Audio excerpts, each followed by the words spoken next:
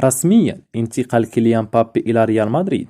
لكن قبل البداية مشاهدينا الكرام، إذا كنت من عشاق الميرينجي فضلا وليس مرة الاشتراك في القناة والضغط على زر اللايك، فهيا بنا الآن إلى التفاصيل. ذكرت تقارير صحفية إسبانية أن نادي ريال مدريد الإسباني توصل إلى اتفاق مع اللاعب الفرنسي كيليان مبابي للانتقال إلى صفوفه هذا الصيف قادما من باريس سان جيرمان. وأشارت صحيفة أصل إسبانية أن النادي الملكي توصل إلى اتفاق مع باريس سان جيرمان ينتقل بموجبه مبابي إلى ريال مدريد مقابل 272 مليون يورو ليصبح أغلى صفقة في تاريخ كرة القدم. وأكدت إذاعة راديو ماركا الإسبانية أن ناصر خليفي رئيس باريس سان جيرمان اقتنع بفكرة بعقد مبابي لريال مدريد بعدما رفع النادي الملكي عرضه لشراء اللاعب. وأضافت أنه سيتم الإعلان رسميا عن انضمام مبابي إلى ريال مدريد. وقال شقيق إدواردو ديبلاس نائب الرئيس فلورنتينو بيريز عبر حسابه على تويتر: حسمت الأمور، انتصر مبابي، انتصر بيريز، انتصر الريال وانتصرت كرة القدم. ويتمسك النجم الفرنسي كيليان مبابي بالانتقال لصفوف نادي ريال مدريد خلال فترة الانتقالات الصيفية الحالية بعدما رفض كافة عروض تجديد العقد المقدم من نادي باريس سان جيرمان.